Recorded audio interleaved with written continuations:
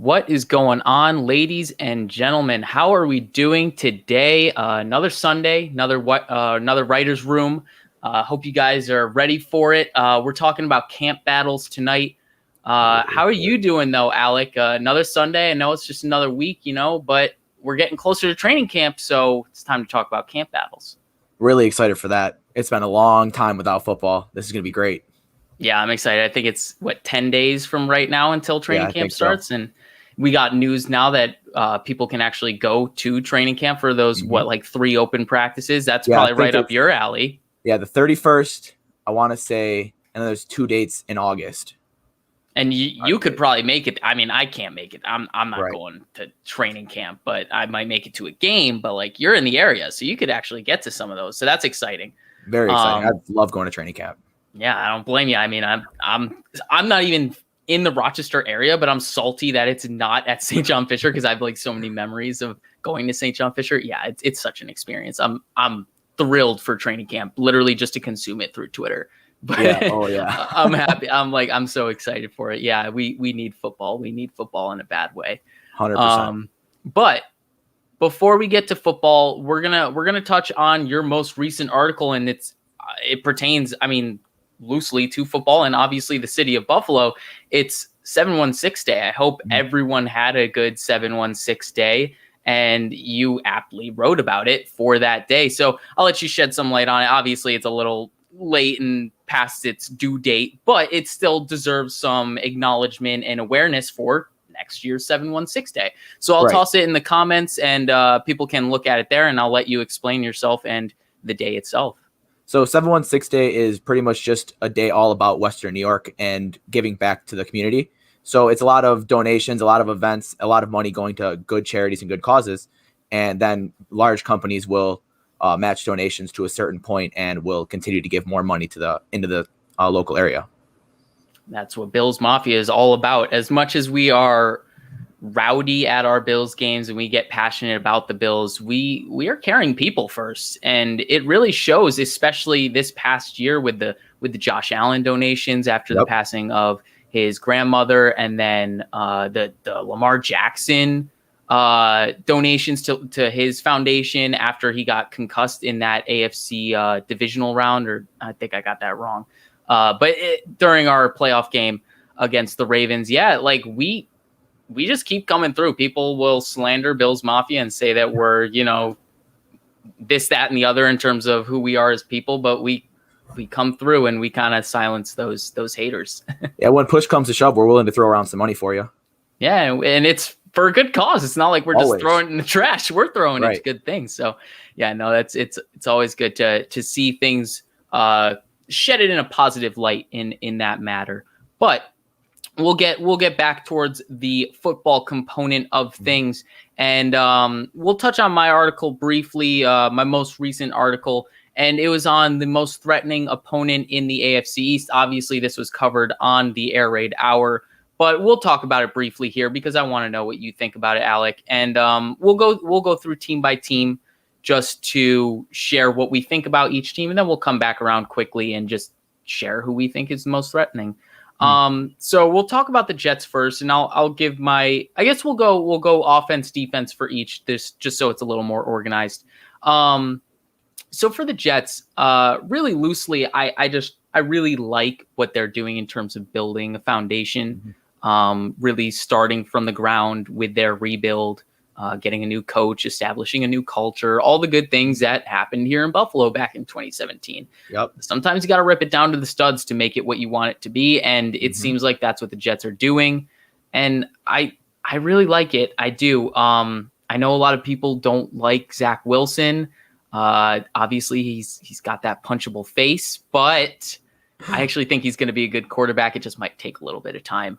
But what do you think about the Jets offense specifically?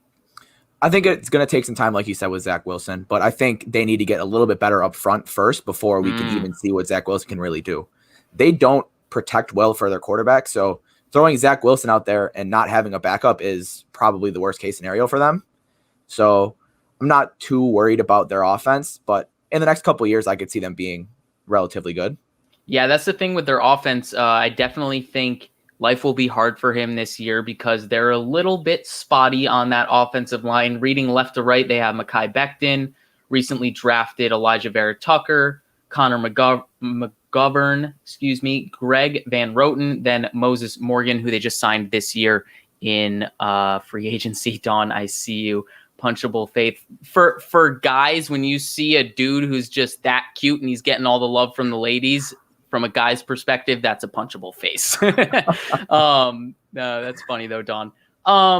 So yeah, I think the name of the game for him is he needs to be comfortable in the pocket, and he's someone I really like. Zach Wilson, that is. He's really good at improvising. He's really good at off script plays. He's good at making. I see you, Chris. I'm not gonna stand here and say I'm akin to Zach Wilson. But I think he's good at making plays off script like that. But no one's gonna thrive like that in their rookie year. You're going to make mistakes. Like Josh Allen was good at improvising, making plays off script, but you have to learn the decision making, like when it's worth it to take that risk off script versus when it's more worth it to just maybe get 2 yards on a scramble and run out of bounds or just throw the ball out of bounds. So it's going to be a learning curve for him. I think Mekhi Becton's, he has plantar fasciitis and he's like 350 pounds. So I don't know how that's going to bother him throughout the year. Hopefully it doesn't for his sake. I actually liked him a lot as a prospect. But yeah, a lot of what their offense is going to be is going to come down to, how Zach Wilson is protected in year one and if he feels comfortable in the pocket. But I do like their weapons a lot. They just drafted Elijah Moore. They brought back Jamison Crowder. I think they had some like contract, I don't want to say renegotiations, but like a squabble. Drafted Denzel Mims last year. He didn't really get much run until the latter half of the season. And then they brought in Corey Davis free agency from the Tennessee Titans. So they have some weapons, but like you said, it's going to come down to protection. And they also drafted Michael Carter, the I guess we could call him a scat back from University of North Carolina. But yeah, are you scared at all from their weapons, or do you think it still like stems from that they have a rookie quarterback? Like, I'm not too worried this year, but maybe next year. Like I said, it all starts up front for me, so I'm not too worried until their offensive line shows me something to make me worried and giving Zach Wilson a lot of time back there. If they can't do that, even if he's good on the run, he's not going to have time to be able to evade everybody in the pocket, especially if, what's his name? Becton has plantar fasciitis. That is not an easy injury for a lineman to go through. It's a lot of direction change. It's going to be tough on him. So like I said, everything up front, but their weapons are a little scary, but I don't see anything happening this year. Yeah, hopefully the plantar fasciitis works out for him. All the reports I've seen says, he's going to be a full go for training camp, but like 350 pounds on a bum foot. Like I got to imagine that's going to nag him through the season. Hopefully it doesn't. I mean, for his sake, I don't wish any bad injuries on anyone, but we'll move on to the defense here for the Jets. And it's kind of interesting because the Jets, I mean, even like the Rex Ryan years, like they've always been the defense first kind of team. And then they got Adam Gase, and Adam Gase is like the offense first kind of guy. But they brought in CJ Mosley from the Ravens like 2-3 years ago, and he just hasn't been healthy. And then last year, he opted out for COVID reasons, and that's totally fine, totally respectable. But I mean, what are we to make of CJ Mosley in the middle of this defense, especially because now with Robert Saleh, they are transitioning to a 4-3 defense. And to my knowledge, CJ Mosley has played 3-4 his entire, like, even collegiate to professional career, because he started with the Ravens, who runs 3-4. And I believe Nick Saban runs very similar to the Patriots style of 3-4 hybrid defense. So I imagine the transition is going to be somewhat difficult for him.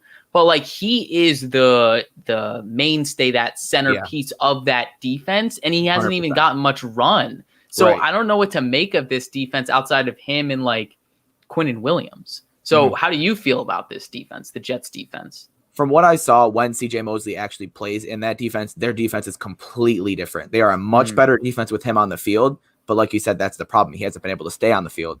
So I believe if he comes back this year, he's able to play a full healthy season. Their defense will be formidable, but I don't think, like, again, not anything too worried about.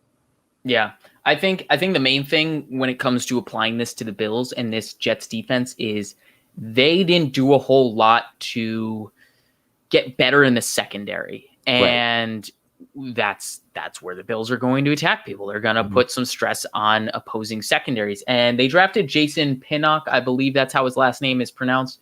And people said he's a sleeper. I haven't looked into him yet, but I've heard a lot of good things about him, and they snagged him in like one of the mid to late rounds. But really, outside of that, they didn't make a lot of additions to the secondary. They doubled down on those like big nickel kind of guys. They got Hamza Nasiruddin and they got Jamie Sherwood, who I really liked during the pre-draft process. And I'm imagining they're going to have them play like they're going to split time at will linebacker maybe, because everything I've seen on them, it seems like the Jets want to use them in that way, which is kind of weird to me. I feel like they're going to be more of those like box safety type of guys, but they are tweeners, so I don't know exactly what they're going to do with them specifically. But because, like we just said, because they don't have that great of a secondary, I'm not too scared of their defense relative to the Buffalo Bills in 2021. If they make improvements over the next year, like I said this on the Air Raid Hour, I am legitimately scared of what the Jets are building, but I'm not scared of them yet. Right. So we'll move on here to the Dolphins. And while I pull up their depth chart, I guess you could, for some people, the Dolphins and the Dolphins offense starts and ends with Tua and your opinion of Tua. Yep. I think we've talked a little bit about your opinions of Tua, Alec. You're a little indifferent, leaning more towards the I don't really see it with him, right? Yeah, he got saved by Fitzpatrick so many times last year. I don't think that he's going to come out this year and be a completely different quarterback. Yeah, there's not much I can say to dispute your thoughts there. I mean, it's hard for anyone to stand up and defend Tua right now. Even our resident Dolphins fan, Kevin Gerard, he still has a tough time, standing up and defending Tua. He can acknowledge that he has a lot of areas to improve. He didn't show a whole lot of world-beating skill sets, but this guy was coming off that hip injury. He was running around for his life. He was being pulled in and out of the lineup. There's a lot of things that was working against him last year, so I'm not ready to write the dude off, but I didn't really believe in him a whole lot coming out of Alabama. So even after this rookie year, it kind of like solidifies those feelings a little bit for me. So I'm with you where I'm leaning towards like, I don't think this guy's going to be a franchise quarterback. I think he's going to be one of those fringe starters that, you can win. I don't want to say in spite of, but also not because of. He's somewhere in between that spectrum. Game manager. Game managing probably, but he's so much more than a game manager because he's mobile and he can make plays off script. So he's a very interesting quarterback from that perspective, because I agree with you. He is a great game manager, but he is also more than that. So it's interesting. But I think, although I said it starts and ends with Tua, very similarly to the Jets, the Dolphins have a lot of weapons. They have so many weapons. They picked up Will Fuller this offseason in free agency. I know people say that he's injury prone. Will Fuller went through that whole season last year without an injury. He got taken out because of some sort of PED use. He missed the last 6 weeks of the season because of that. And I think it was unbeknownst to him. It was, I don't know the whole situation. But point being, I think he's a little bit mislabeled with that injury prone label. I don't think that's too accurate with Will Fuller, although he has been injured through the early parts of his career. Last season should put an end to that talk. It should, in my opinion. And he was great last year while he played. But on top of Will Fuller, they also drafted Jalen Waddle, who played with Tua at Alabama, which is, somewhat concerning from a Bills fan's perspective. But for me, this Dolphins offense, even more than where it hinges on Tua, I think it hinges on their protection, much like the Jets. It's a very similar dynamic where Tua's going to be running around too much. Like, he's going to be running around trying to make reads while he's uncomfortable instead of being able to just sit there in the pocket. And I don't really believe in a whole lot of what the Dolphins are building on their offensive line. I know Nate Geary questions Austin Jackson. I questioned Austin Jackson at the time of the draft, and then I, gave him a chance, and he didn't do a whole lot last year to prove why he was I believe he was a first-round pick. And then they doubled down on that, and they draft Liam Eichenberg this year. right now on Our Lads, they have him listed as the backup left guard, but he played left tackle at Notre Dame.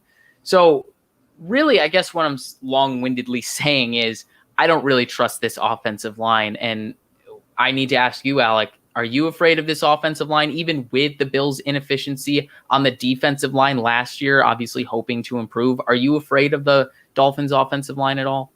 Not really. I mean, yeah, you can give Tua a little bit of time, but he still hasn't proven to me anything that serious that he can go out there and win them a game by himself. Like, even if he has the time for it, I haven't seen it. I also don't like quarterbacks out of Alabama. I think they're really overrated because they have so much talent around them in college that they come into the NFL and they play for these like lower level teams, don't have as much talent. And they're like, wow, this is a lot harder than I thought. So. Randy Hardman, friend of the chat, he I forgot what he coined the term as. I don't want to butcher it, but I think he said like smashing the tomato can or something like that. Like that's just what Alabama does to opponents. They're just that good. They just smash the tomato can. And it's like their opponent. Yeah, every opponent. They just steamroll every single opponent. And that is the thing, and that's exactly why we'll move on to the Patriots and we'll talk about Mac Jones probably in the same light. But yeah, they just have too much going for them. They have too much time in the pocket, too many easy reads to make. And then they get to the NFL and it's just like that learning curve is crazy. It's so steep.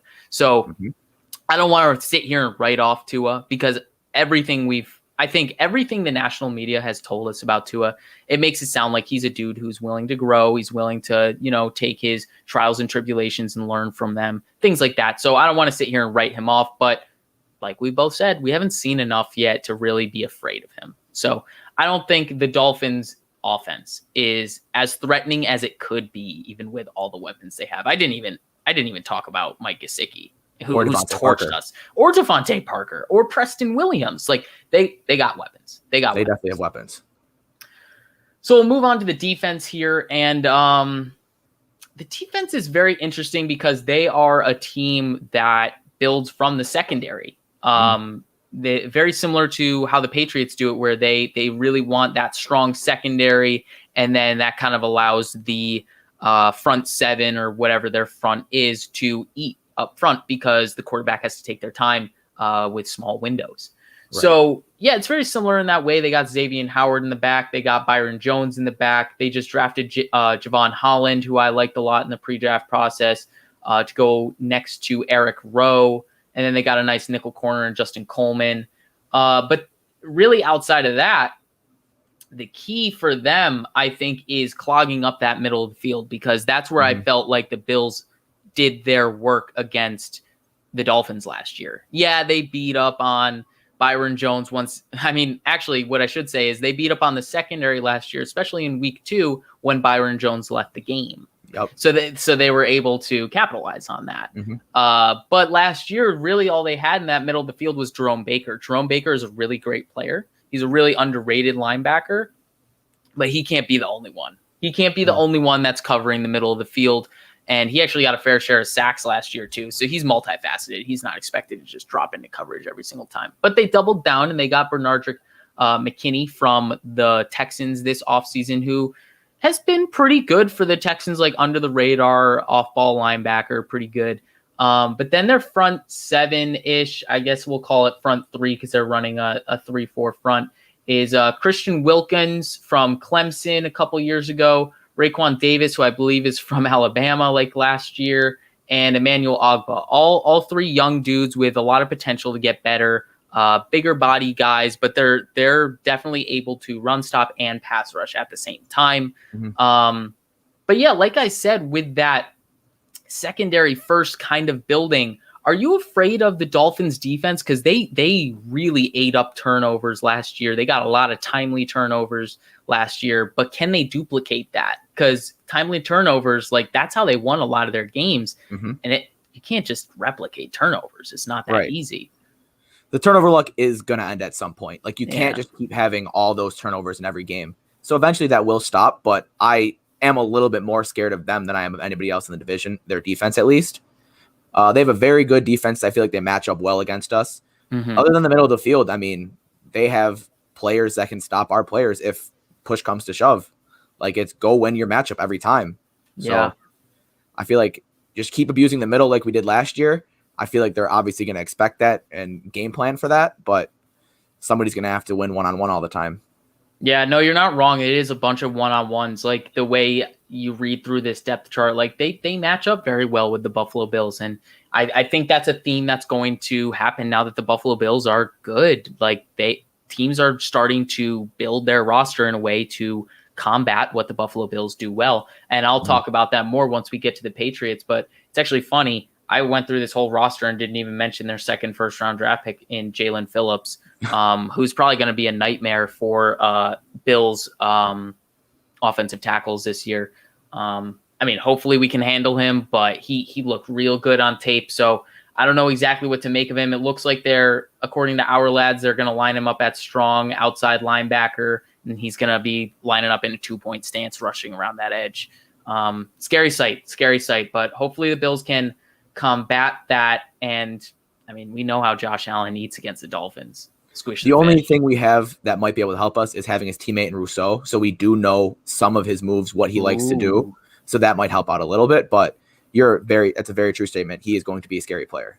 No, but you bring up a very good point, because I know that Rousseau and Phillips are very close, and I'm sure they talked a lot. I know they talked a lot based on everything I've listened to from Rousseau. They're close. They definitely train together, and I'm sure they both know each other's moves. Hopefully Rousseau gets in the ear of Darrell Williams and Deion Dawkins and lets them know hey, this guy likes to do this, so watch out. Right. All right, so we'll move on to the Patriots here, last one of the bunch. And to me, this is the team that we should be most afraid of. Sorry, spoiler alert, I went a little early, but it's just how I feel. Like you said, the Dolphins defense, for you, it's funny. I have no problem with you saying that the Dolphins defense is the defense you are most threatened by within the division. I think that's totally fair, because I went through, I guess we're going to start with the Patriots defense. I went through last Air Raid Hour, and I was trying to make the point that, the Patriots are getting some key guys back on defense, most notably Donta Hightower. They made some free agent signings like Matt Judon and Jalen Mills and Devon Godshaw. They made some additions to their defense, and they will be good this year on defense. But I'm not going to sit here and say that they're going to be the best defense of all time. They're going to be the best Patriots defense in the past 5 years. Just 2 years ago, the Patriots defense was insane. Absolutely.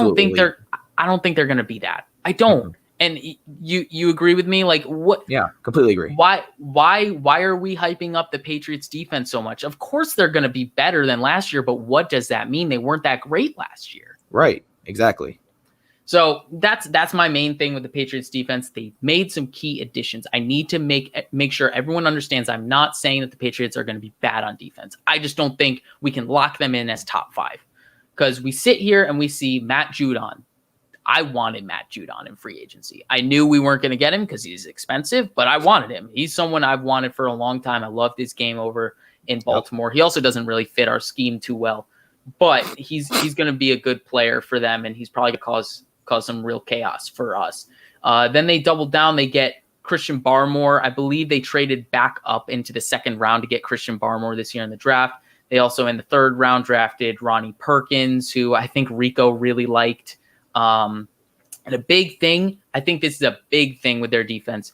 Last year, when the Bills were playing the Patriots the first time around, and we ran it down their throats with Zach Moss. Zach Moss had himself a career game at that point.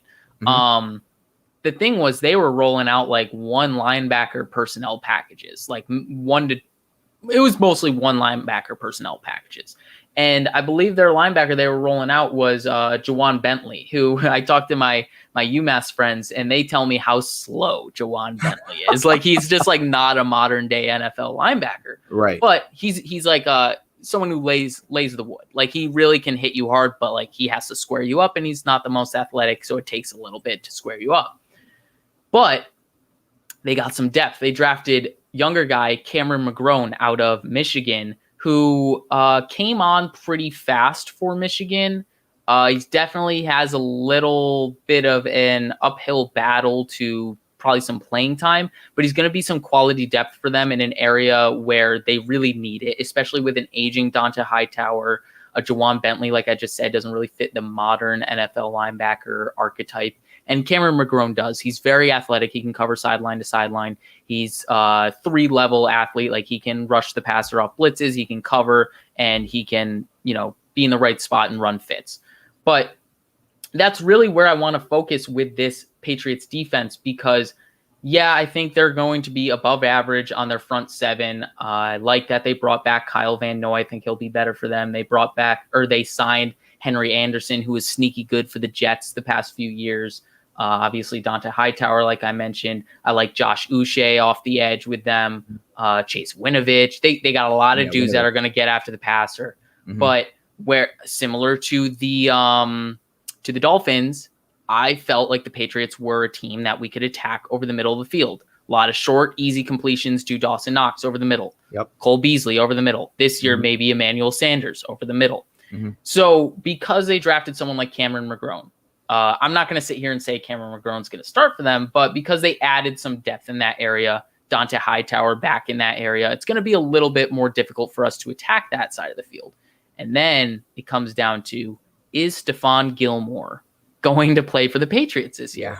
Because their secondary is legit if they have Stephon Gilmore. J.C. Jackson,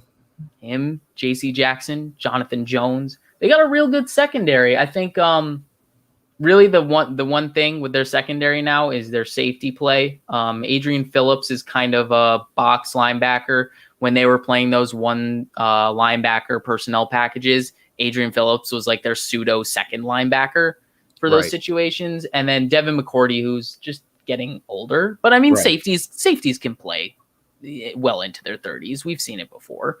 Mm-hmm. But I mean, how do you feel about this Patriots defense? Because I know we just kind of like poo-pooed on them being top 5, but like, of course, they're still going to be concerning. Like, we're not going to put up the 38 spot that we did on Monday night against them every single time.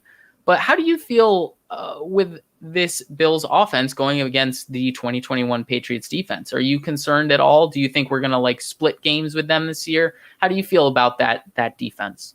I'm definitely a little bit more worried this year. And especially if Stephon Gilmore comes back. Like, Stephon Gilmore he's definitely top 10, maybe top 5 when he plays. So that will definitely make it harder on Stephon Diggs, harder on some of our other receivers to get open, and make Josh Allen go through his second to his third to his fourth read, which would definitely help make us struggle a little bit more. But I'm not extremely worried about their defense. Obviously, it's a Bill Belichick coach team, so it's going to be good. Mm-hmm. So that's the main problem, but I'm not extremely worried. There is a scenario where I could see us splitting with them, though. Right. And that's the thing. I think we need to manage expectations this year and understand that sweeping the division is something we could definitely do this year, but it should not be expected, like, from the fan base. I hope the team is expecting to do that, because it's more likely that they'll actually do it if they have that confidence. But I think it's totally understandable for us to split, like, we take our home game against the Patriots, they take theirs. I think it's totally understandable. The Patriots got better this offseason, and you know what? We'll go into it, and I'll tell you why. It's because their offense really did combat exactly what the Bills showed that they were inefficient or deficient with last year. And those two things are stopping the run consistently and defending the middle of the field against tight ends.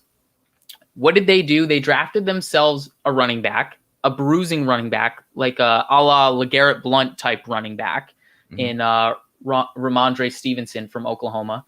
And then they signed Jonnu Smith and Hunter Henry in free agency this year. I expect them to run a lot of 12 personnel this year. I expect them to run a lot of like bootleg play action plays with Cam, isolate like one side of the field, make it easy for him, make throws on the run, or just make running scramble plays on his own, things like that.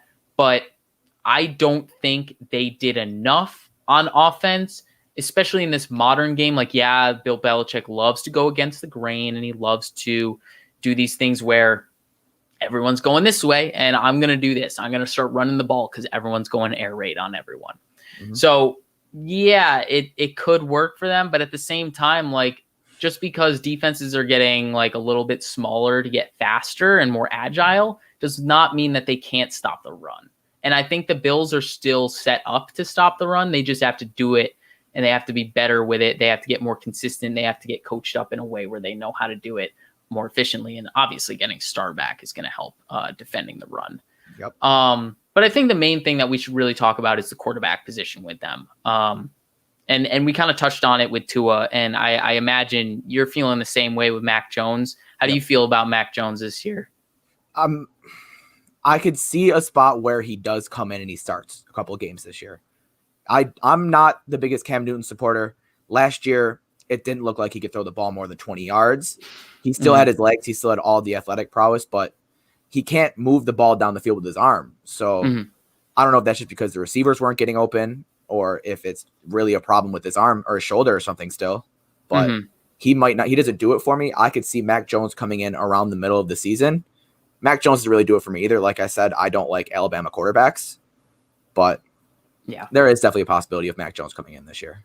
I'm definitely with you. I think Mac Jones could come in like second half of the year. I think they're going to give Cam all the chances in the world. He deserves all. Like, he's still a good former MVP. Yeah, he's still a good quarterback, and he is still kind of like riding the coattails of that former MVP season. But you know, at a certain point, it's got to end. And I'm not going to sit here and say that it is going to end.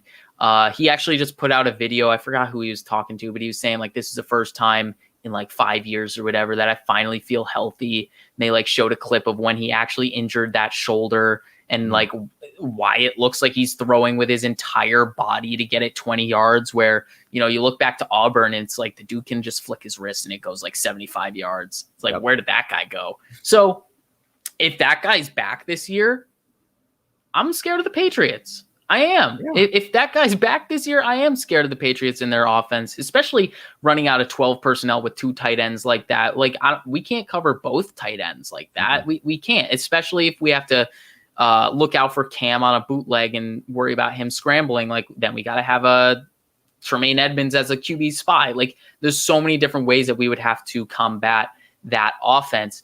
But yeah, it really comes down to the quarterback play for the Patriots offense and me being really scared of that Patriots offense. And that's actually part of why I think the Patriots defense is going to not meet the expectations, because if their offense is constantly putting their defense back out on the field, their defense isn't going to play as good as they should. And that's just my opinion. I mean, obviously, just because a defense is out there a lot doesn't mean they're going to fail. But I think it makes them a little bit more likely to fail. 100%. So, and I think we saw that a lot with the Bills over the drought years. If your offense can't stay on the field, like, that defense is winded. And if you don't have a deep defense, it makes it even worse. But the Patriots do have a deep defense this year. So, you know, maybe they'll make it work. Maybe they will find a way to do it. But either way, I'm a little worried because even the wide receiver additions they made, I like Nelson Aguilar. I don't like the figure that they signed him to. I think it's good for them in 2021. I don't think it's great for them beyond 2021. I think it's just too big of a number. Same with Kendrick Bourne. Like, Kendrick Bourne's just kind of like another guy who can catch footballs. Like, he wasn't like a great dude in San Francisco. He was someone that kept like Dante Pettis on the bench, but Dante Pettis is like almost on his way out the league now. He kind of fizzled out so hard.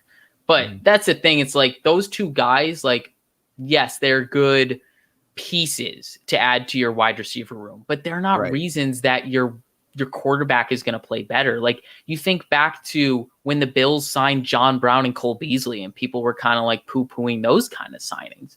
John Brown and Cole Beasley are definitely a level up from a Nelson Aguilar and a Kendrick Bourne. It's not a crazy level up or rung higher on the ladder, but it is. And it's tough to make an argument that, you know, 2 years ago when the Bills signed John Brown and Cole Beasley, that they were worse off than where the Patriots are spending the way they are for guys like Nelson Aguilar and Kendrick Bourne. So I guess maybe I'm being jaded a little bit by the financial side of things and being like, I don't like the value that they signed their guys. And that way I'm kind of projecting that kind of thing onto their 2021 success, which probably isn't the smartest thing for me to do, but it's what I'm doing. And bottom line is, I sat here and I still told you guys that's the team I'm most concerned about in the AFC. So I don't know.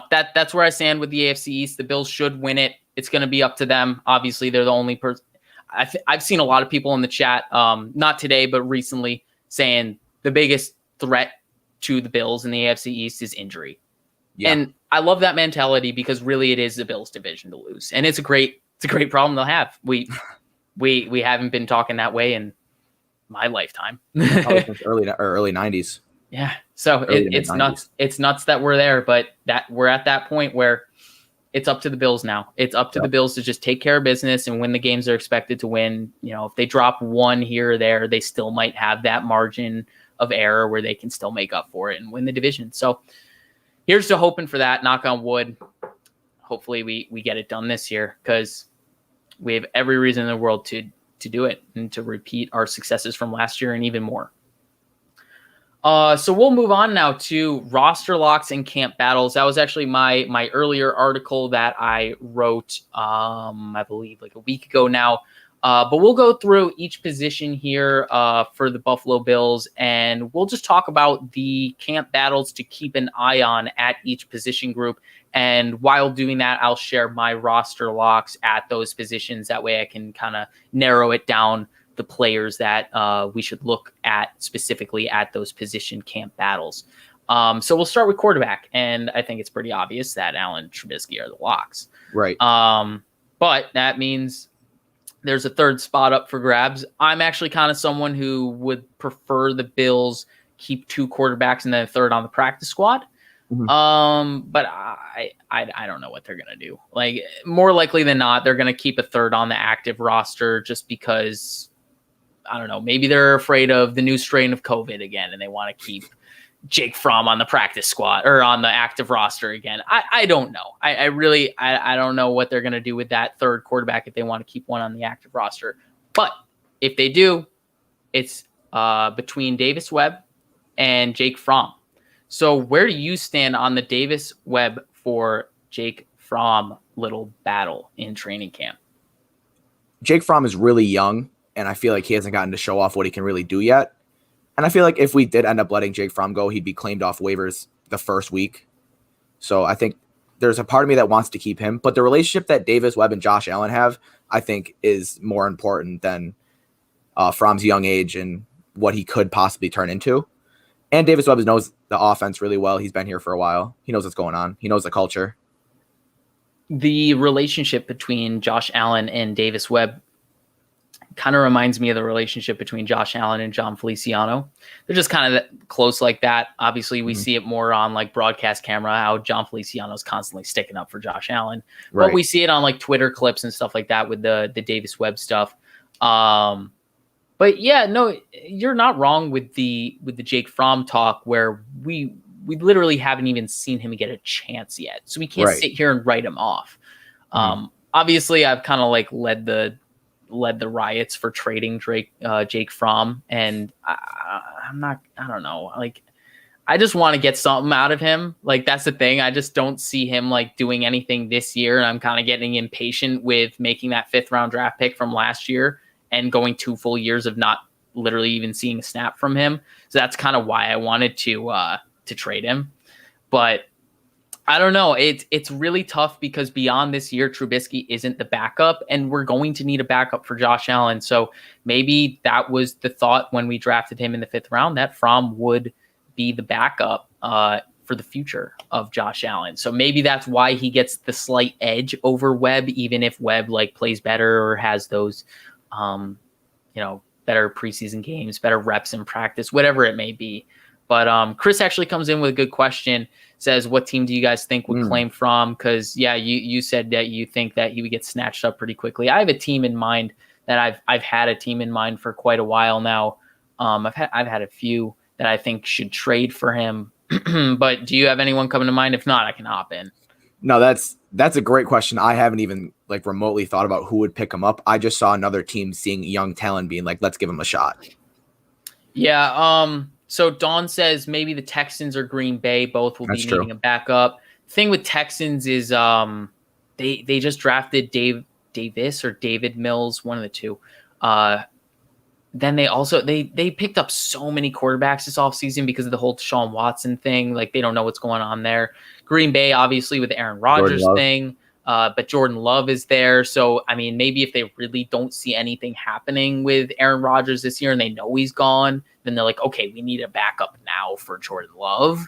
Yeah. So maybe that I could see Green Bay being more probable than the Texans. The two teams I have in mind are the Eagles and the Falcons. The Eagles just have Jalen Hurts. I like Jalen Hurts. I think they should put all their eggs in the Jalen Hurts basket, but it seems like they're very indifferent over even making that draft pick in the first place, and now it's like forced Carson Wentz out of town. So I don't know what they're doing, but like if they are indifferent about Jalen Hurts, like they should get another young backup behind him, because then they have some sort of insurance. And then with right, and then it pushes Jalen Hurts to be the best version of himself. And then for the Falcons, I mean, really long and short of it is just Matt Ryan's getting older. They might as well have another young guy waiting, learning behind him. And of course, Jake Fromm played in the state of Georgia in college, so I don't know, it kind of works that way. Yeah, we'll move on here to running back, though. We probably gave QB3 a little bit more time than it needed, but we'll move on to running back. And I think running back is interesting because it's another one where it's like, are they going to keep 3 or are they going to keep 4?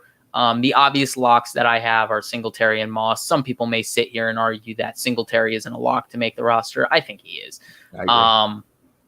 But really comes down to the 3rd and 4th spots. And really the guys that are fighting for those hypothetical spots are Breida, Antonio Williams, Christian Wade, and Taiwan Jones. Now, I think that the Bills will keep 4, but I want them to keep 3. However, if they keep 3, they need that 3rd dude to be good at special teams, whether that's kick returning, punt returning, whether that's gunner, whether that's just, you know, playing a different role on punt coverage or kick coverage, whatever it is, they need to do something on special teams. And I'm not sure I can sit here and lock Breida in on the roster because I don't know if he's going to contribute on special teams. But if you're telling me that the Bills are keeping 4 running backs, then I can sit here and feel a lot more comfortable about Breida making the final roster. So I guess the first question I'll ask you is, do you think they'll keep 3 or do you think they'll keep 4? You see, there's a point in time where we have to start worrying about what positions we're going to keep at a higher number. Like you said, I would be perfectly okay with just keeping 2 quarterbacks this year. Keep 2 quarterbacks, keep either an extra D end, an extra running back, or something like that. But I want 4, and I want Antonio Williams personally. Okay. So I like where you're going with this. I personally, I'm in the same boat. What I want to see, Dawn, I see you. Singletary, Moss, and Breida are locks. What I want in my perfect world is Singletary, Moss, and Breida as the top 3, and then the 4th being Antonio Williams and him playing special teams, but that would mean we're losing the great Taiwan Jones as the gunner. And that means someone has to fill that role as the gunner, because if we're keeping Saran Neal, then we need another gunner. And I don't know exactly who's going to fill that role. It could be Rashad Wildgoose. It could be, I don't know. It could be a lot of different people, but that's the main concern. Like if we're keeping Singletary, Moss, and Breida, it makes it really hard to keep Antonio Williams on the active roster. It seems like if we keep Breida, then it means Antonio Williams is destined to be on the practice squad, because it makes it too difficult to kick Taiwan Jones off the team. So, I'm with you with wanting to get Antonio Williams on this roster. It's just a really tough way to do it. I see JK saying Wade is the odd man out. I think you're right, especially with his like year of eligibility kind of thing, with the whole like exchange, the foreign exchange thing, international program, whatever it's called. Another perfect world is him being good enough to be the kick, punt returner, and a gunner, and being like that 3rd or 4th running back. That would be like another perfect world kind of thing.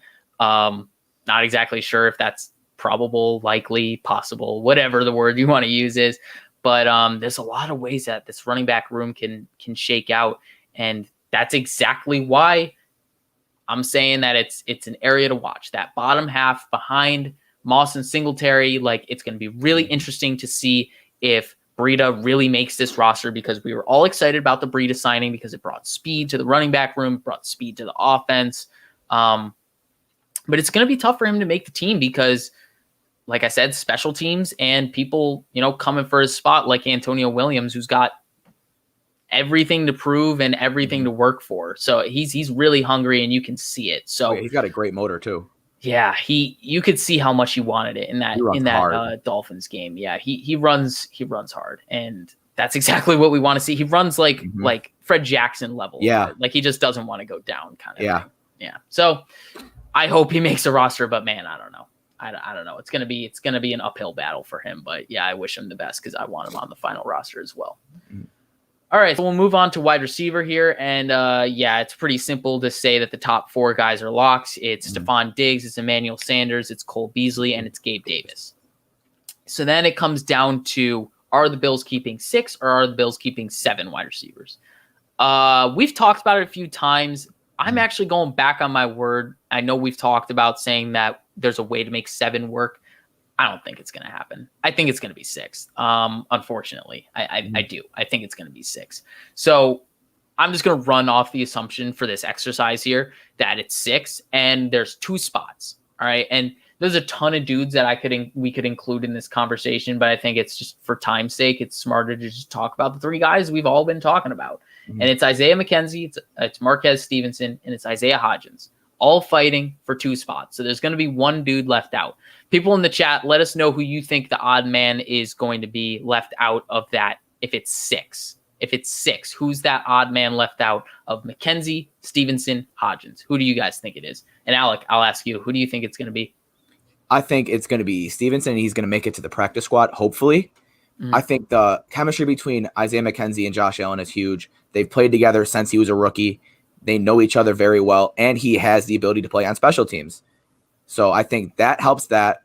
And then Isaiah Hodgins, I love the potential that's there and the ability for him to work with Gabe Davis, Stephon Diggs, Emmanuel Sanders even, like get all that work in with them and have them mentor him. I think that'll be huge for him. And then that 6, like I said, I'm keeping both the Isaiahs. Yeah. Yeah, no, I'm right there with you, man. I'm keeping both the Isaiahs, hoping to God that Stevenson can make it to the practice squad. I know there's obviously a lot of fear of dudes getting poached off of or claimed off waivers in between trying to get him to the practice squad. But I think it's more likely than not that we can get him to the practice squad. Obviously, there's going to be a team here or there that's probably interested in him, but there's an opportunity cost. It means they're going to have to shed some weight somewhere else on their roster and make room for him. So, yeah, Chris, you come in saying Stevenson, I heard in minicamp didn't look so hot, and Hodgins has a year in the system from being stashed on IR. So, yeah, like this all goes into the decision, and obviously we know what we have in McKenzie, so it's a lot safer. I don't want to say it's safer for us, but like in my thinking, I'm like, I want Stevenson to be better than McKenzie. Not anything against McKenzie, but like I want my new shiny toy that we just drafted this year to be better than my old toy that I just put in my closet. You know what I mean? But I can't sit here and tell you that he's going to be better. I don't know how he's going to look on kick and punt returns. I want him to be better than what McKenzie was. I want him to be better than what Andre Roberts was, but we don't know what we're going to get from him. So, yeah, I'm with you. I think it's going to be McKenzie who ultimately takes the kick and punt return jobs as well. Yep. And then because of that, he gets his roster spot. Completely agree. And then Isaiah Hodgins, yeah, we've all talked about how much we like him, how much he has room to grow still, that big slot kind of playing. I almost feel like he's just going to be like a backup Gabe Davis, like same kind of role where he can go outside, inside, play quasi tight end in those spread formations. He can do all those types of things. He's got that massive catch radius. He's got good route running for that tall stature of his. He just seems like he's someone I want to invest in. Whatever that means, whatever the version of investment is, like I want to try it out at least this year. If it doesn't work, that's why Stevenson's on the practice squad. Fingers crossed he gets there. But yeah, I think we're both on the same boat where it's like we want Stevenson to be good, but like we don't have confidence yet because we haven't seen anything yet. And there's nothing wrong with that. But hey, if you've like scouted Stevenson and you see stuff that we don't, let us know. Cause like I've watched a game of his and I haven't seen enough that tells me this dude's going to make the roster just as much as like, I've seen more in like Isaiah Hodgins tape. to say that he's going to make the roster because the dude just like stood out on tape. The only thing that stands out on tape for Stevenson is just his speed.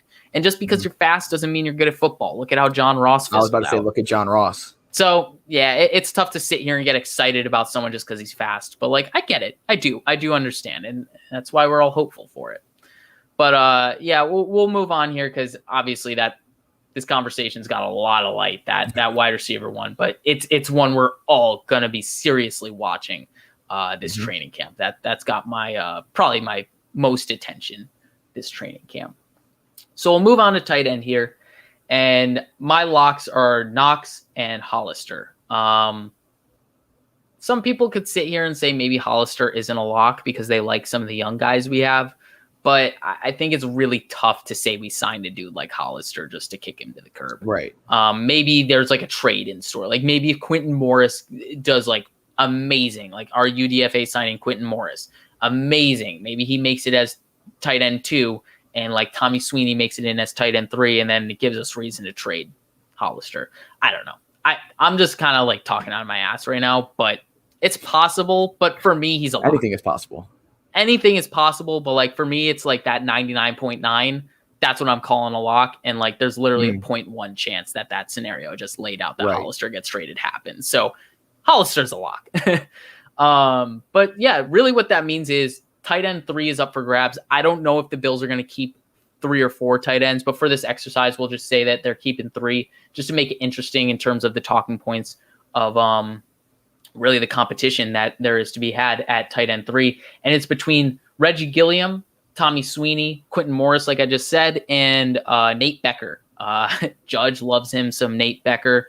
Not sure what tape he's seen. Not sure what he's going off of. I didn't even know who Nate Becker was until like May this year when I saw his name on Spot Track. But he's on the roster. He's got as good of a chance as anyone else to make this team. Really, they're all starting on the same level, so I can't sit here and say he's not going to make the team. But who do you think is going to grab tight end 3? Who do you think is going to make it out of Gilliam, Sweeney, Morris, and Becker? So the most important thing for tight end 3 is obviously the blocking portion because the two tight ends we have right now are more on the receiving end, and they can't really push bodies around. So I'm keeping Tommy Sweeney just because of his size and the potential to be able to get in front of somebody and actually stop them in the run. That's why I'm keeping Tommy Sweeney. No, I like where your head's at. That's exactly why I'm picking Sweeney. Judge has talked about this a lot on the Air 8 Hour, saying like tight end 3 has got to be more of a blocking guy, someone that can come in on 12 personnel and be that second tight end that's doing blocking stuff while like a Knox is going out for a route or something like that. Whatever the combination is. But that's exactly his reason for why he thinks Quentin Morris is going to have a tough time making this roster, because if Quentin Morris makes this roster, it's going to be as more of a receiving threat versus a blocking threat. So yeah, it's going to be tough for Quentin Morris to make it as tight end 3. He might have to like usurp a Hollister or a Knox, which I think is extremely unlikely for his sake. I think he's more likely to end up stashed on the practice squad and really could make the roster and be a valuable contributor in 2022. But yeah, my money for right now is on, I don't know if this is actually his middle name, Tommy Lee Sweeney, but yeah, that's who my money's on. I like Gilliam a lot because he is a good blocker. He's someone that can play that H-back type of role, similar to how they played Knox last year, where he was playing H-back, kind of movable piece attached to the offensive line or detached a little bit like behind the tackle, whatever it may be. Gilliam is a good blocker. He's good on special teams. But it's going to be really tough for him to make this roster. There were some glimpses last year where he looked good, but it's going to be an uphill climb. But I really do have to say, like, as much as we both think it's going to be Sweeney, it's anyone's job for the team. It's out completely. That tight end 3 job, that it's so even. It is unbelievably neck and neck. It's so preference based from all of us to just, or both of us to say Sweeney. And I feel like a lot of people are saying Sweeney is that third guy. But yeah, it's totally preference based. Like if you tell me you think Gilliam's going to be the third, there's no reason for me to argue back and say, no, you're wrong. Like it's totally opinionated. No one knows what's going to happen with TE3, but who knows? Dawn comes in here. Good one. Using Judge's theory, I can see Spencer Brown maybe being used as 3.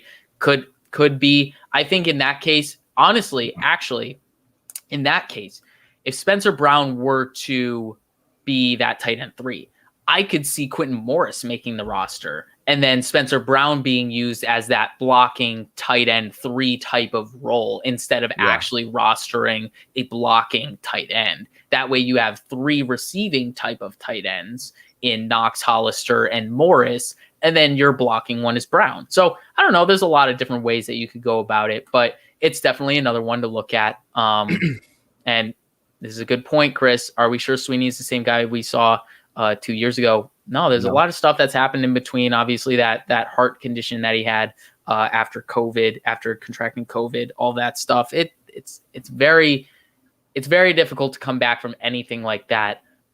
There's really no way to sit here and predict that he's going to be as good as he was rookie year or even better. Like, obviously he's had 2 years to improve, but he's had 2 years to like rehab essentially from his condition. So yeah, it's going to be a very interesting one to watch. And we'll round out our the offensive side of the ball with obviously the offensive line. And I actually could only lock 5 guys. I locked Deion Dawkins, Darrell Williams, Mitch Morse, John Feliciano, and Spencer Brown. I couldn't lock Cody Ford simply because of everything that's happened in terms of inconsistency with him since he's arrived in Buffalo. Obviously, it's been really tough on him, having to switch positions, all of that stuff, the injuries. But I can't. He was drafted too high. I see a real scenario where if he doesn't perform how he should in training camp, we brought so many guys in, guys like Forrest Lamp. We re-signed John Feliciano. We re-signed Ike Bucker. I think we technically tendered Ike Bucker.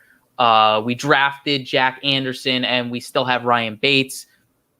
So there is so much depth behind Cody Ford, and I don't think that's a coincidence. I think that's insurance. If Cody Ford isn't going to live up to his draft hype, his draft slot, all the things that Brandon Beane has been talking about, trying to praise him, I think there's a reason that they're praising him, and I think it's because they want the greater NFL to view it as, okay, this guy's still good enough to be on an NFL team.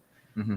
And then if he can't make the Bills, that means that, there's still a general view, general consensus that he's valuable enough to be traded for. So I don't think he's going to be traded, but if he can't win that top spot, I don't think the Bills are comfortable saying, yeah, our second rounder that we traded up like 4 slots to go get in 2019, yeah, he's going to be our backup guard now. And then he's on his last year of his contract, and he's just going to be a backup. So at that point, I feel like Beane's going to try to get something back and try and get something in a trade. 100%. That's why I can't lock him. But he, out of the people that I didn't lock, he's got the best chance to make the team. Yeah. So yeah, I guess what I'll jump into is the offensive guard position. Before we jump into tackle, I have a separate question for you on tackle. But for guard, obviously it's going to come down to this. It's weird battle because I think we're assuming Ford and Feliciano are going to be the starting guards. That's like who we, can assume are going to be the starters. Mm-hmm. But it's really those 2 slots are up for grabs between Ford, Feliciano, Forrest Lamp, Ike Bucker, Jack Anderson, and Ryan Bates, who can play virtually every position on the offensive line. Yep. Who do you think is going to win those 2 spots? Do you think it's Ford and Feliciano, or do you see like a Forrest Lamp making it over Cody Ford? I think it's Ford and Feliciano week 1. Just going back, I've said it since we started talking about it. I think we run it back with the same offensive line as last year, unless something drastic happens in training camp or in preseason. I think you run it back with the same thing. I love Ryan Bates for the versatility. I think he deserves to be on the roster. I think Forrest Lamp deserves to be on the roster because he can definitely take Ford's spot. And then, I mean, I'm personally keeping more interior offensive linemen because that's where we struggle the most. I think our tackles are best of our line. Yes. So I'm also going to keep Bucker. Yes, I really like Ike Bucker. I think a lot of people sleep on him. He did really well for us in a replacement type of role. He was really just a depth replacement kind of guy where he just next man up. Like Cody Ford got injured, you're next man up. And he performed very well for us. Not a world beater by any means, but he was serviceable. He didn't allow like crazy number of sacks. If you're allowing sacks from an interior position, like you deserve to be on the bench, a la Brian Winters. But yeah, no, I think Bucker and Lamp have just a bit lower chance to win that starting left or right guard role from a Feliciano or Ford. But I really do like those guys. And if they can't win the starting jobs, I think they're locked in as the backups, especially a Bucker who can play left, right, and center. I think that's just too valuable to let walk. Completely agree. Versatility is probably the biggest thing on the offensive line. The more positions you can play, the better chance you have to make a roster. Especially at depth, which is why you probably like Ryan Bates to make this roster. That's why I love Ryan Bates. Yeah, I don't blame you for that at all. It's going to be tough for him to make it. I think I feel like they might have to keep 10 if he's going to make it. It's going to be close, though. Yeah, that's an interesting one. But before, I guess we'll move on from guard, and I want to just get your thoughts on a specific player. And Jason Taylor comes in asking why I'm not locking Doyle. And I, for whatever reason, kind of soured on Doyle making this final roster. I feel like we overdrafted him just a little bit. I think we reached just a tad on him. And I feel like the greater NFL's evaluation of him was a lot lower than the Buffalo Bills. And I think it's because the Buffalo Bills invested in him as a person more than him as a football player. And they believe that he can grow because of the person he is, he can grow as a football player. And he has connections to offensive line coach Bobby Johnson from University of Miami of Ohio. So yeah, I think that's why the Bills like clung to him, because they have that connection. But I don't think he's just a lock to make this roster. And that's really why I wanted to ask you what your thoughts are on tackle, because really right now, I think we can all sit here and agree it's going to be Deion Dawkins on the left. It's going to be Darrell Williams on the right. And then Spencer Brown is going to be the swing tackle. But then who's that fourth tackle? Because I'd like to assume the Bills are going to keep 4. But I don't know if it's going to be Doyle. Like maybe they keep, what's his face? Bobby Hart. Maybe they keep Bobby Hart as that fourth tackle. Like at that point, like he's probably not going to see the field, but I kind of feel like they'd rather see Bobby Hart get on the field than someone like Tommy Doyle, who's, in Maction. Like that's not the greatest competition in the world. Not saying it's worse than Spencer Brown's competition at UNI, but you know what I mean? Like I could understand why they would rather have their fourth offensive tackle on their depth chart being someone who started at left tackle in the NFL already versus someone who's never taken an NFL snap. So that's kind of why I think Tommy Doyle might be someone who the Bills can sneak on to the practice squad because they had a higher evaluation of him relative to the NFL. Right. Just kind of wanted to get your thoughts, though, on Tommy Doyle and him being a lock or whatever you think of Tommy Doyle. That last tackle spot is completely up for grabs. You can't lock anybody there at this point in time. The only one you can really lock that's not your starter is, like you said, Spencer Brown. Yeah. So it depends what team you're on. Like if you're on team, I want someone that's played in the NFL, or if I want to keep all my rookies and see what they can do. Personally, a 5th round rookie doesn't sound like the best to me. I'd rather have someone who I know what I'm getting with. So I would probably go with Bobby Hart.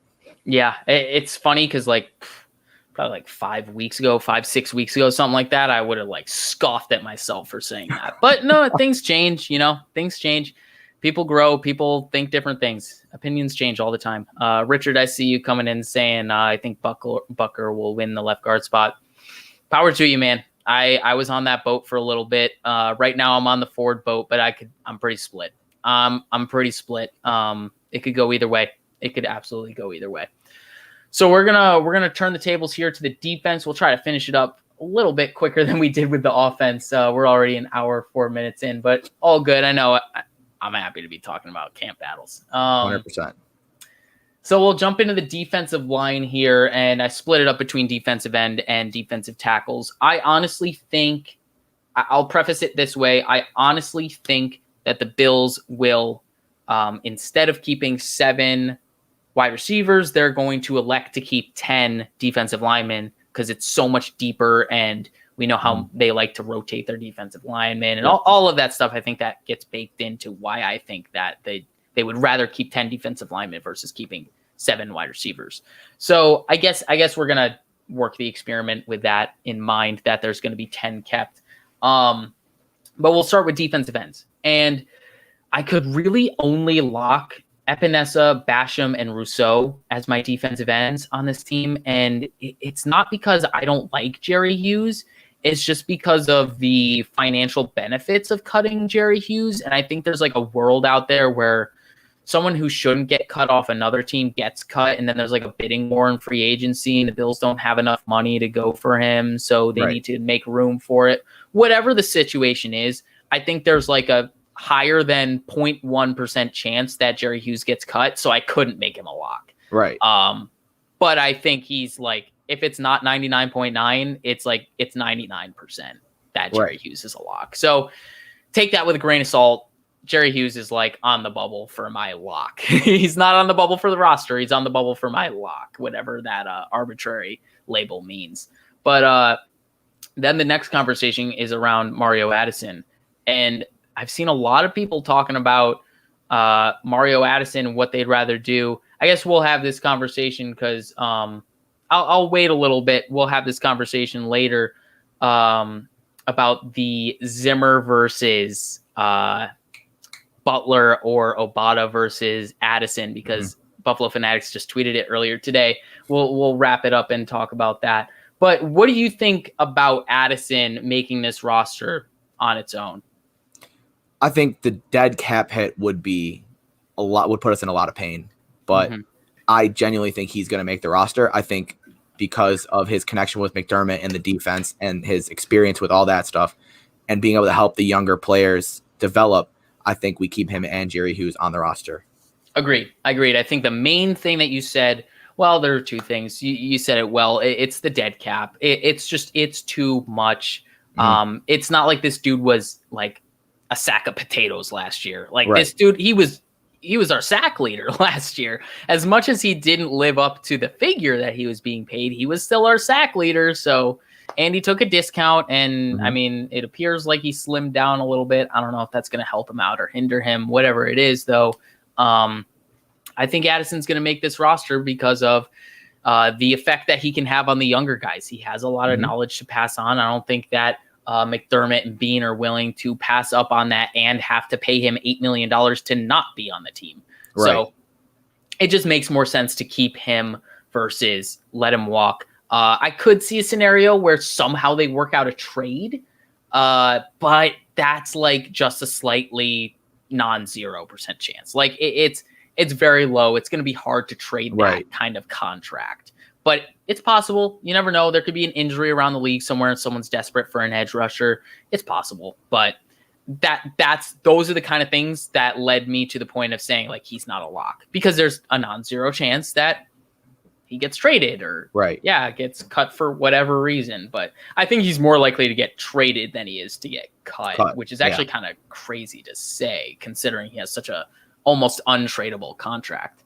But I'll move on to the next point where it's, if I'm saying Epinesa, Basham, Rousseau are locks, and then more than likely Jerry Hughes and Addison are also going to make the roster. That's 5 defensive ends right there. But if I said that they're going to keep 10 total defensive linemen, assuming they'll keep 4 defensive tackles and 6 defensive ends, that means that 6 defensive end is up for grabs between, in my opinion, the 2 that it's between is F.A. Obata and Daryl Johnson. Who do you think is going to win that battle if it comes down to fighting for that 6th spot? I think it really depends on which other special teams players are going to make the roster. Like, I think if we keep Tywan Jones from the running back room, then we can get rid of Daryl Johnson. And then F.A. Obata makes the roster, and we have another decent pass rusher.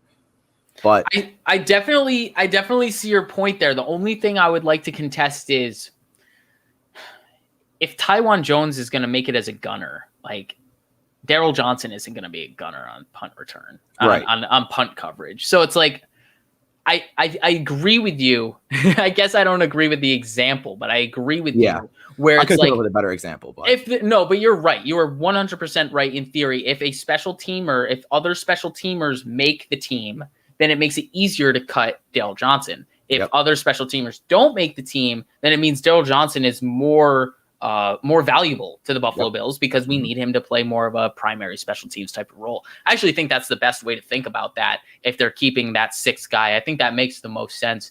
I was going to sit here and say it's F.A. Obata just because of, my biases for whatever reason. I just like Obata better, what he brings to the roster more holistically. But your thinking is a lot more pragmatic than mine, and I'm going to go with yours. I like that. I like that a lot. It's definitely going to be dependent on the other guys that we keep. 100%. That's a good answer. So we'll move on to defensive tackle, and then we'll get into that Buffalo Fanatics tweet conversation right after this. And my locks for defensive tackle are just Starlo Tulele and Ed Oliver. Those are my only two locks. I can't lock anyone else. I love Harrison Phillips. I think he's going to have a great year this year, but I can't lock him. I can't. I don't know what he's going to do in training camp. But yeah, so that leaves two spots. If I'm saying they're going to keep four, that leaves two spots, and it's going to be between Harrison Phillips, Vernon Butler, Justin Zimmer, Trayvon Hester, and Eli Anku.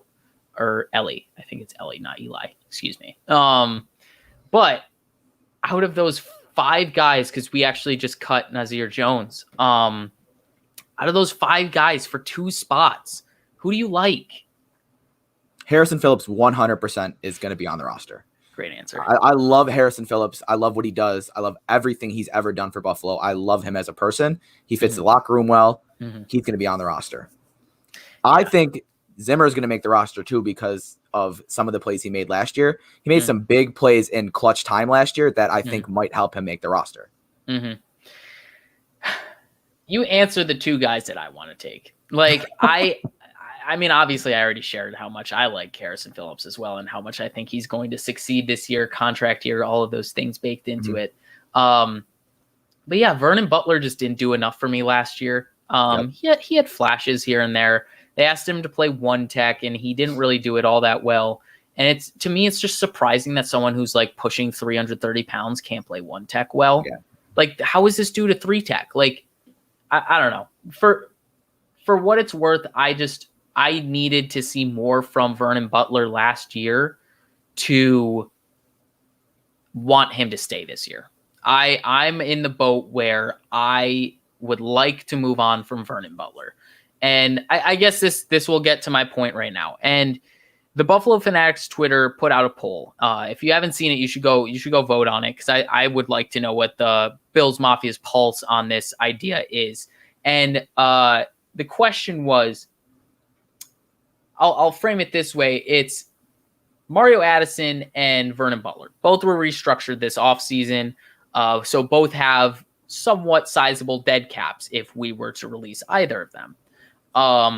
So the question that was posed was, it's unlikely that both get cut, but it's possible that one gets cut. So if one gets cut, would you prefer cutting Mario Addison to keep F.A. Obata, or would you prefer to cut Vernon Butler to keep Justin Zimmer?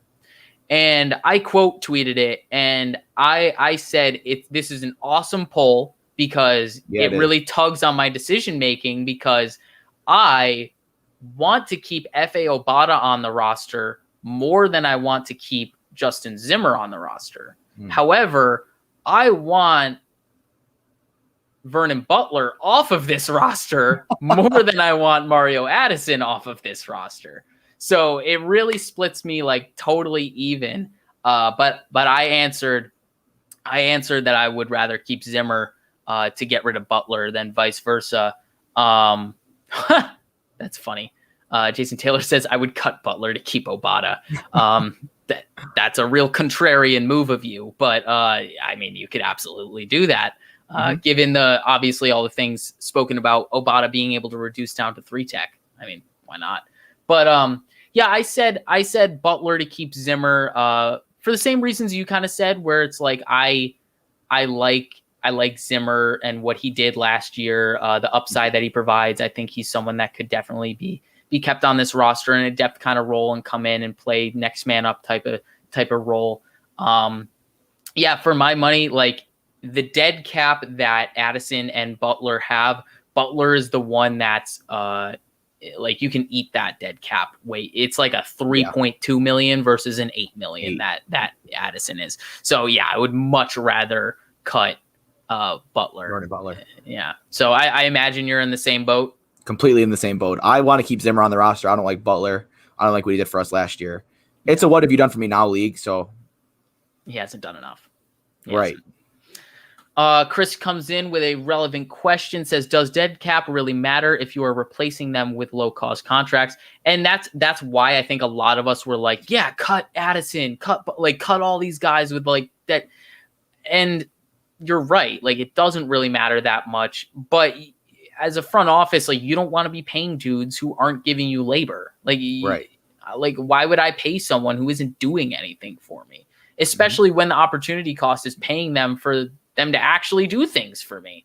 And it's not like Addison's some bum who literally can't do anything. Like, he can do stuff. But Butler, I think, is closer to that sack of potatoes than Mario Addison is. So I'd rather kick him to the curb if you're making me pick one or the other. But yeah, that I don't know. I guess we're both in the same boat. And so is Richard. Just watch his game film. Butler's terrible. I know. I agree with you. If you guys haven't seen it, go back and watch Tremaine Edmonds film session with me and Clay. And there's this one play on like the goal line where Edmonds just gets absolutely sandbagged by Vernon Butler. Just like, it was so bad. It was so bad. Like the entire play you could see it and just like blame Edmonds, but like when you really watch it, it's all Vernon Butler's fault. And he needs to be gone. He doesn't deserve this kind of talk. Like Vernon Butler's obviously a good athlete, but yeah, what he's done for me lately, I don't need him on the team. And this is a different team now. Before we probably would have just kept him, but now it's a competitive roster. Right. It's a very good point. Good problems to have. Once again, love having good problems. It's nice to be a Bills fan now. This time around. All right, so we'll move on to linebackers, and I locked 4. You could definitely say that there's only 3 locks. I was in a position where I only thought there were 3 locks, but I'm going to say there's 4. And my 4 are Edmonds, Milano, AJ Klein, and Tyler Matakevich. Curious if you agree with all 4 of those. Yeah, pretty much for the most part, yeah. Matakevich is my only one that would be borderline. Same. But I understand. Yeah, Matakevich is the one that's borderline for me, but because we restructured him, someone who, once again, like we'd be paying him to not play for us if we cut him, it just makes more sense to keep him. Plus, back end of the linebacking depth chart is going to be playing special teams anyways, so why not keep him?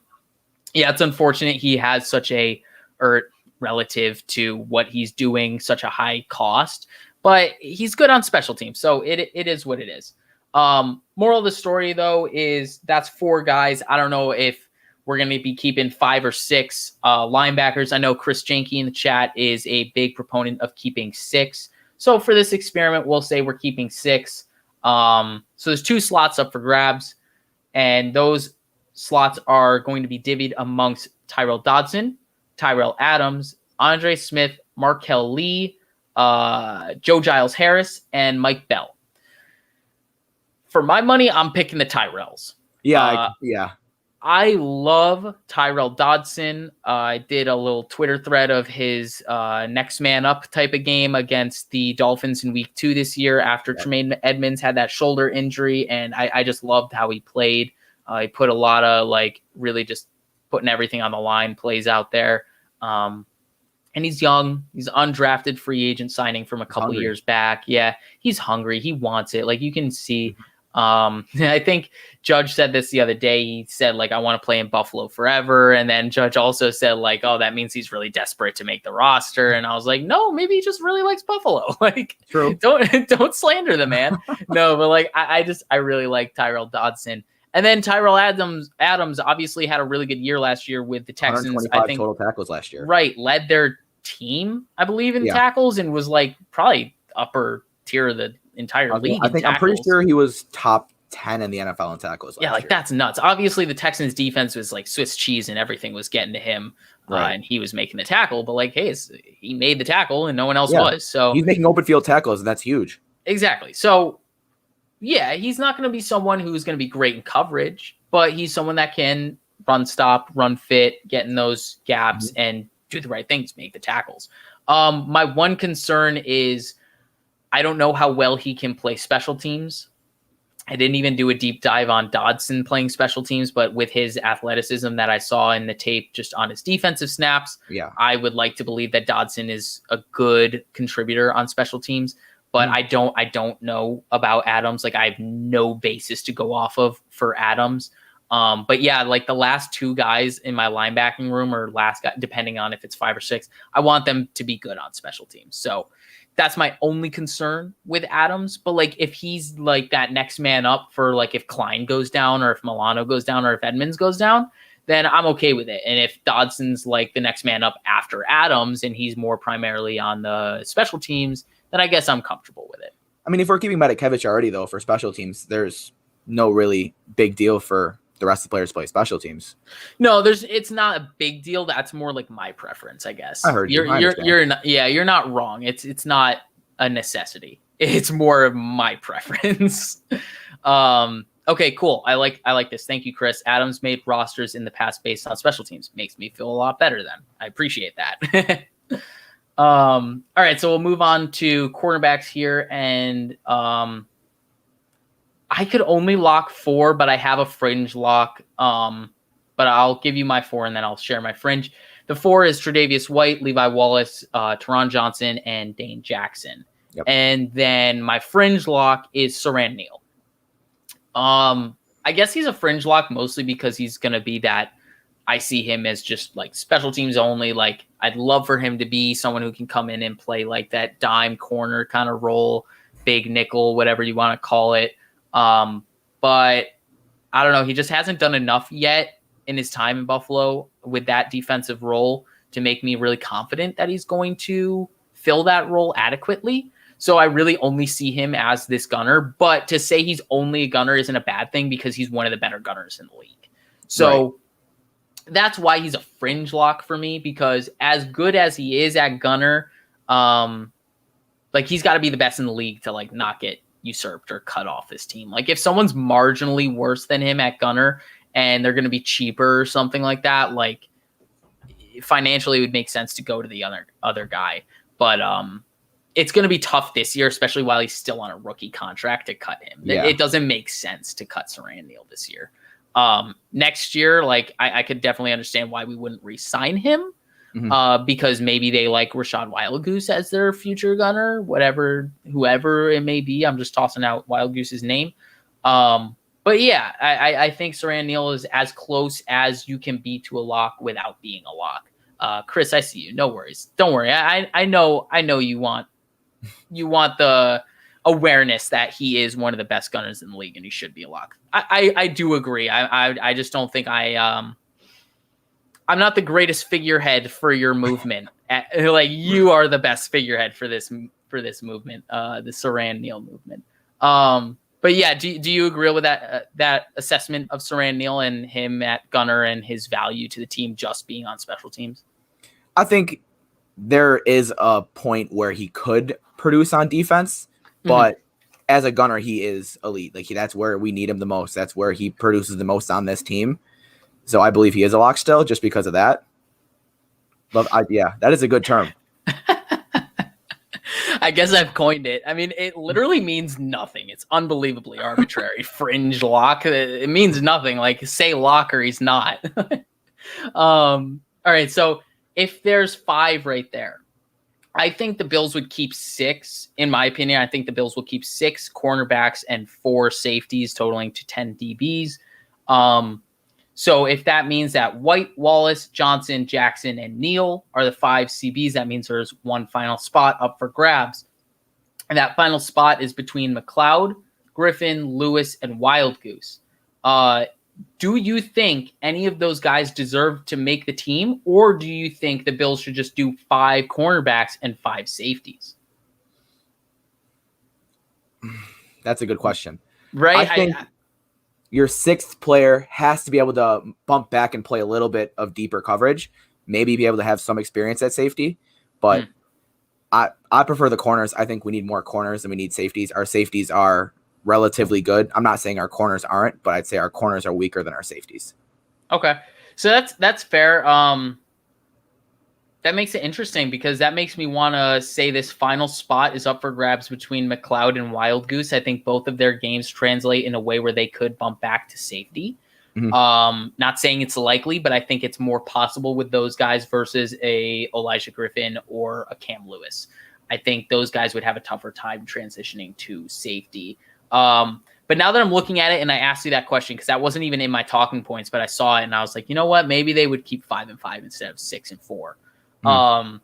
Yeah, I guess I think it would be more likely that those four guys are battling for spots on the practice squad, and instead they keep 5 safeties. And I guess that'll push on to safety here. And that my 3 locks for safety are Micah Hyde, Jordan Poyer, and I locked Damar Hamlin. Do you have a problem with that? Would you lock Damar Hamlin? I don't have a problem with that. No, I can agree with that. Okay, so then that's hypothetically that means 1 or 2 spots up for grabs, obviously based on this whole like jambalaya of my thoughts here. For at safety, there's only 3 guys left at safety. It's Jaquan Johnson, Tariq Thompson, and Josh Thomas. I've had my fair share of squabbles with people over Jaquan Johnson. I like him a lot as a player, but I haven't seen enough of him yet on defense specifically that, like, in my mind, works up the merit for him to keep a roster spot. So that's why I was saying like Tariq Thompson's going to be the 4th safety. He's going to be the 4th safety, and that's that. But if, like I said, if they're going to do 5-5, I think it's more likely. I'm starting to think this now, and I'm jumping over the fence of my thoughts here. I'm starting to think it's more likely that the Bills keep White, Wallace, Teron Johnson, Dane Jackson, Saran Neal at corner, and then they keep Hyde, Poyer, Hamlin, Jaquan Johnson, and Tariq Thompson at safety. I think for me that's what's most likely. But do you think they'd go 6-4 and just do, whatever we want to say, McLeod or Wild Goose at corner, and then Tariq Thompson as the 4th safety? Well, if you're going to do it like that and have both the Thompsons making it, I would say, I'm pretty sure Tariq Thompson has a lot of experience pumping down and playing corner. Yes, he has some like nickel. I don't think he has outside experience, but he has nickel experience for sure. Well, that does help out a lot with being able to bump back and forth with versatility for the roster. I think it would be okay with only keeping 5-5 at that point if he can bump down and play a little bit of corner when we need him to. That's a good point. That'd be okay. I like that because, weeks ago I said I wanted Tariq Thompson. He was my bet as the UDFA to make this final roster out of all the UDFAs. For a while it was Nick McLeod, but yeah, it's jumped to Tariq Thompson, and I'm sticking on that boat, man. I'm sticking on it, and I'm rowing to shore with Tariq Thompson. That's my guy. That's my guy. So yeah, that's it for us, man. We went longer than expected, but we had a lot to talk about. This was a good show. I hope we covered all the camp battles that everyone was looking forward to. I hope we answered any questions you might have had about these roster locks or these camp previews, anything like that. But that's it for me. Alec, you got anything else you want to say to the chat or anything else you want to talk about? Not really. Just, give me a nice go Bills. Yeah, that's how we end it here tonight. Hope everyone enjoyed it, though. Have a good rest of your weekend. And yeah, tomorrow's Monday, so you can get ready for the Air Raid Hour tomorrow. But that is it for us on the Writers Room. This is me and Alex signing off. Go Bills. Go Bills.